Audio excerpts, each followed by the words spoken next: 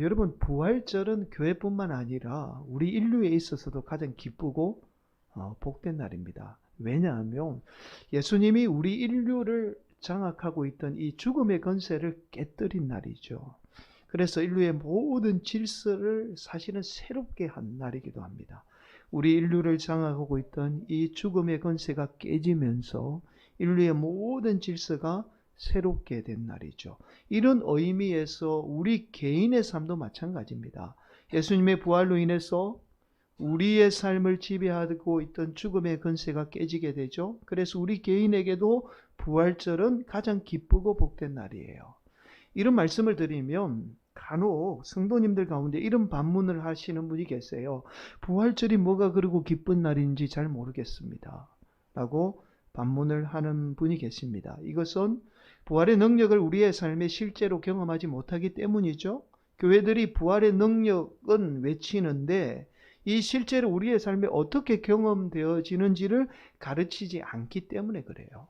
자, 아마도 여러분이 오늘 말씀을 듣게 되면 왜 예수님의 부활이 인류의 가장 기쁘고 복된 날인지, 또한 우리의 삶에 가장 기쁘고 복된 날인지를 깨닫게 되는 은혜가 있을 겁니다.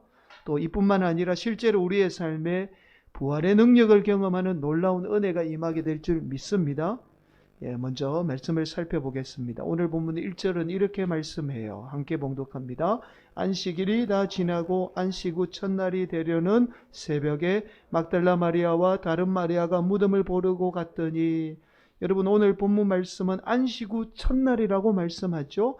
유대인의 안식일은 지금의 토요일입니다.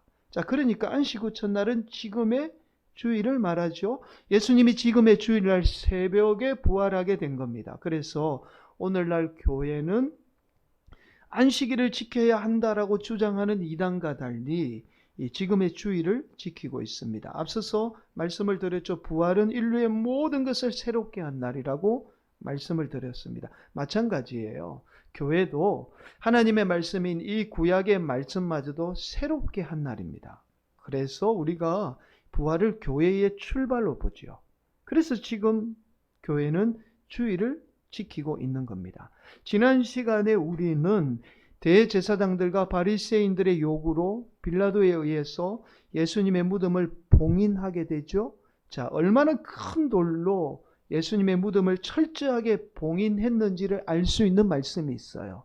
마가복음 16장 3절은 이렇게 말씀합니다. 서로 말하되 누가 우리를 위하여 무덤 문에서 돌을 굴려주리요 하더니, 예수님의 시신에 향유를 부으려고 예수님의 무덤을 찾아갔던 여성들이 예수님의 무덤을 봉인한 거대한 돌을 보고는 누가 이 돌을 좀 굴려줄까? 이 돌을 굴려줘서 무덤에 들어가야만이 예수님의 시신에 향유를 부을 수 있는데 이 거대한 돌을 굴릴 수가 없어서 안타까워했다라는 말씀이 있죠. 여러분, 예수님 당시 무덤은요, 한 번 사용하는 것이 아니라 가족의 무덤으로 여러 번 사용합니다. 자, 그래서 보통은 굴릴 만한 돌로 봉인하게 돼요. 그런데 지난 시간에 우리가 살펴보았죠. 혹 예수님의 제자들이 예수님의 시신을 훔쳐갈까봐 사람들이 도저히 굴릴 수 없는 이 거대한 돌로 예수님의 무덤을 봉인하게 되었던 겁니다. 자, 그리고 그 봉인된 무덤을 로마의 정예부대가 예수님의 무덤 앞뿐만 아니라 예수님의 이 무덤 주위를 철저하게 지키게 되죠. 자, 여러분, 예수님을 믿지 않는 분들은 예수님의 부활을 예수님의 제자들이 예수님의 시신을 훔쳐가서 꾸며낸 이야기다라고 주장을 해요. 그러나 상식적으로 생각해도 예수님의 시신을 훔쳐가는 것은 불가능하다라는 사실을 우리가 오늘 본문을 통해서 발견할 수 있습니다. 자, 그런데 이런 예수님의 무덤의 큰 지진과 동시에 하늘에서 천사가 내려와서 무덤을 막고 있던 이 거대한 돌을 굴려내고 천사가 무덤 위에 앉는 사건이 일어납니다. 자, 이 모습을 본 로마의 정예부대의 군인들이 얼마나 무서웠던지 오늘 본문 말씀은 죽은 사람과 같이 되었다라고 말씀해요. 자, 4절입니다. 지키던 자들이 그를 무서워하여 떨며 죽은 사람과 같이 되었더라. 여러분, 이러한 모습은 예수님의 시신에 향유를 부으려고 예수님의 무덤을 찾아왔던 여성들에게도 똑같이 무서울 수밖에 없었던 거죠. 그러자 천사는 무서워하는 여성들을 안심시키게 됩니다. 5절 말씀이죠. 천사가 여자들에게 말하여 이르되 너희는 무서워하지 말라. 십자가에 못 박히신 예수를 너희가 찾는 줄을 내가 아노라. 천사는 무서워하는 여성들을 안심시킨 후에 부활하신 예수님에 대해서 말씀합니다. 6절 말씀이에요. 그가 여기 계시지 않고 그가 말씀하시던 대로 살아나셨느니라. 와서 그가 누우셨던 곳을 보라. 천사는 예수님이 부활한 사실을 여성들에게 이 예수님의 빈 무덤을 보여주면서 맨 먼저 말씀하게 돼요. 자, 그리고 천사는 여성들에게 예수님이 부활한 사실을 제자들에게 가서 알릴 것을 말씀하게 됩니다.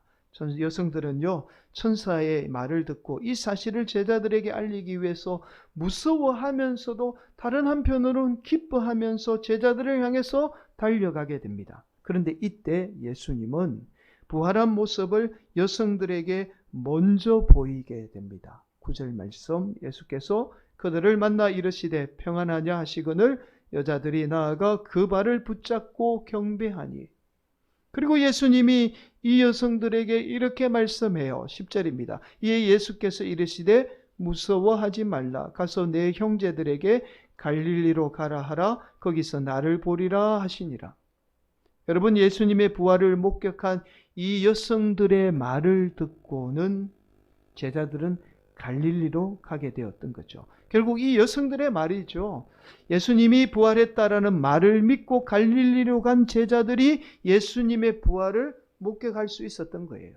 여러분, 만약에 예수님의 제자들이 이 예수님이 부활했다라는 이 여성들의 말을 터무니없는 말로 이게 말도 안 되는 소리다라고 그렇게 치부해서 이 여성들의 말을 믿지 않았다면 여러분, 제자들은 예수님의 부활을 목격하지 못하고 예수님을 만나지 못했을 겁니다. 여러분, 오늘 본문 말씀을 통해서 예수님의 무덤을 찾아간 이 여성들이요, 예수님의 부활을 증거하는데 결정적인 역할을 하고 있다라는 사실을 우리는 발견하게 됩니다. 이뿐만이 아니에요.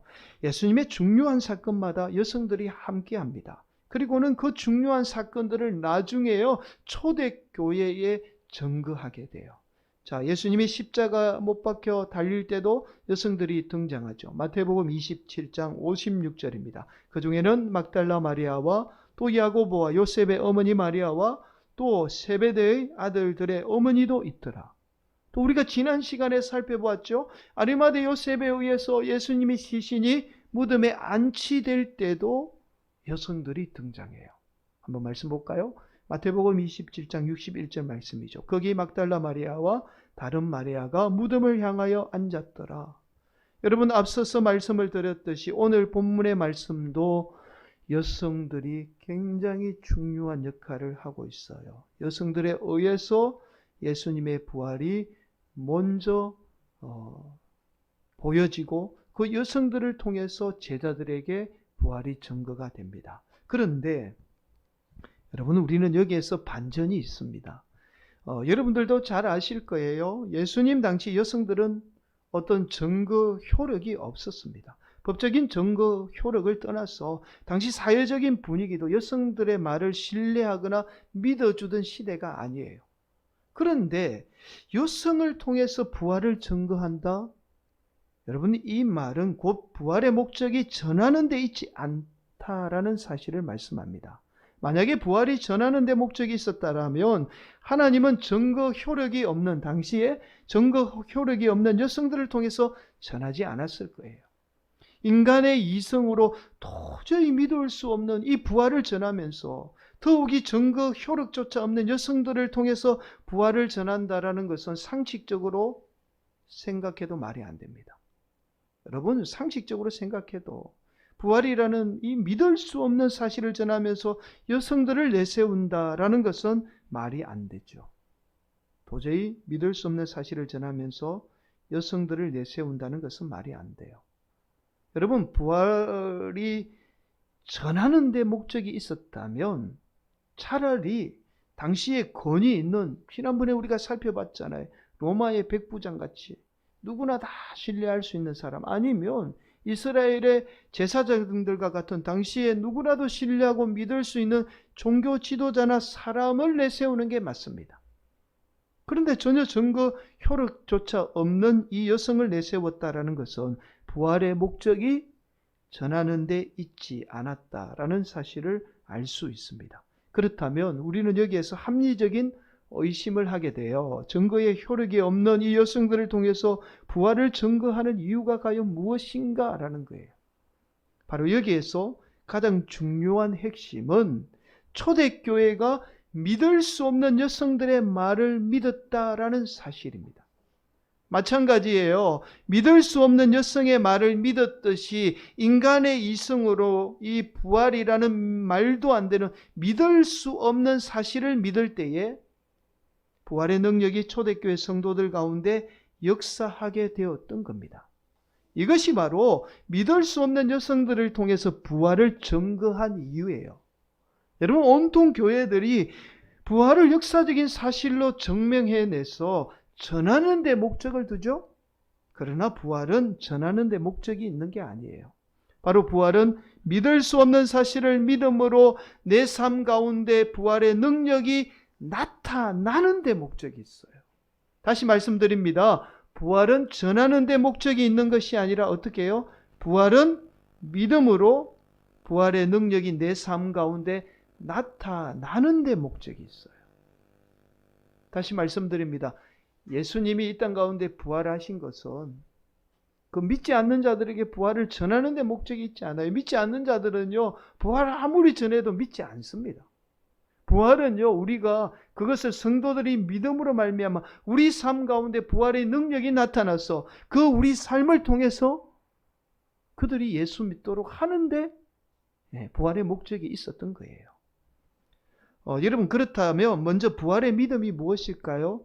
바로 예수님이 죽었다가 다시 살아났듯이 나도 죽지만 다시 예수님처럼 살아날 수 있다라는 믿음이죠.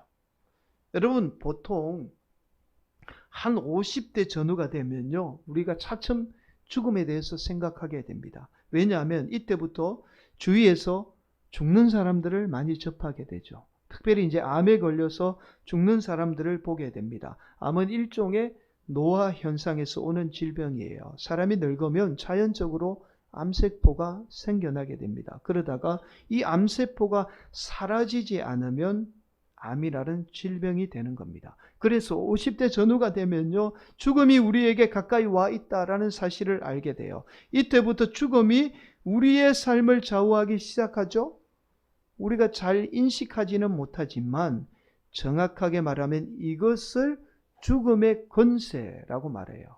우리는 죽음의 권세하며 무엇인가 특별한 어떤 힘과 권세를 말합니다. 그러나 그렇지 않아요. 죽음의 권세는 우리가 죽음을 생각하는 그 자체만으로도 우리의 삶을 좌우하게 돼요. 이미 우리가 죽음을 생각한다라는 것은 죽음의 권세가 우리의 삶을 좌우한다라는 증거입니다. 그래서요, 우리 교인들을 말하는 게 아닙니다. 교회에서 뭔가 조금 하려고 하면 대부분 성도들이 이렇게 말해요. 목사님, 제가 살면 얼마나 더 살겠습니까? 그런데 그렇게 말해놓고는요, 무려 적게는 30년에서 40년을 더 사는 거예요. 여러분, 연세가 조금 있은 분들에게 대부분 뭔가 좀 하려고 하면 어김없이 그렇게 이야기하잖아요. 세상 사람들도 아이고 내가 살면 얼마 더 산다고.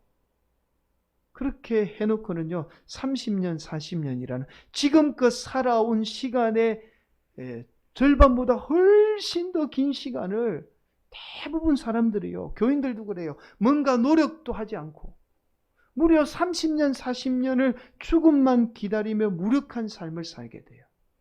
그럼 이것이 죽음의 권세예요. 오늘날 50대가 되어야 죽음을 생각하지만 과거만 해도요, 늘 죽음이 가까이 있었습니다.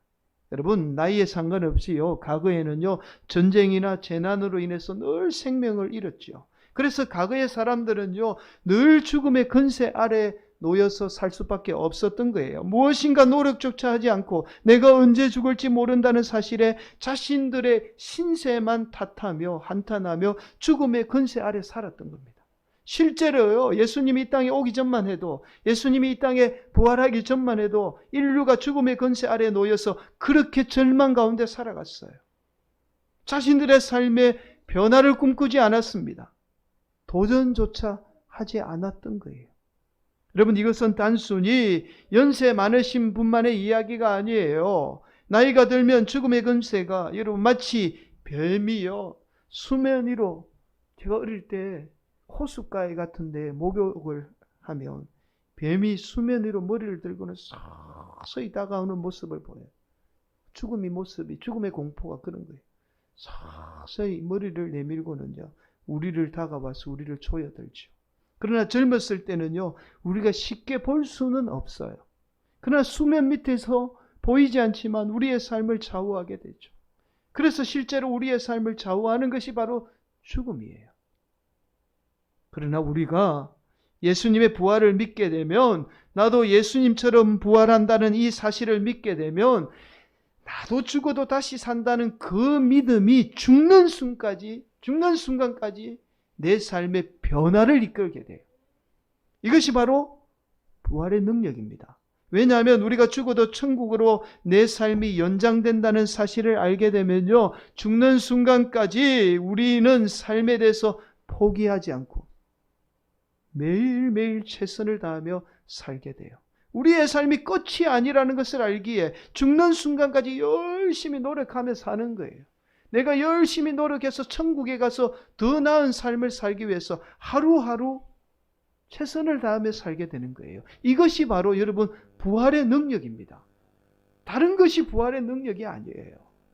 그래서 우리 성도들이요, 예수님의 부활을 믿게 되면 나도 죽지만 부활할 수 있다는 그 믿음으로 하루하루 날마다 새로운 삶을 살게 되는 거예요. 주어진 하루하루가 기쁨이고 감사고 하루하루가 즐거운 거예요. 아이고, 내가 오늘도 왜 사나 빨리 죽어야지, 그런 말씀 안 하는 거예요. 하루하루가 기쁨이고 즐거운 거예요. 그 부활의 믿음이 우리 삶 가운데 죽음의 권세가 역사하지 못하도록 하는 겁니다. 날마다 새로운 삶을 살게 하는 거예요. 사랑하는 성도 여러분, 오늘도 우리 성도들이 예수님의 부활을 믿음으로, 우리 성도들이 부활의 능력으로 날마다 복된 삶을 사시기를 예수님의 이름으로 간절히 축복합니다.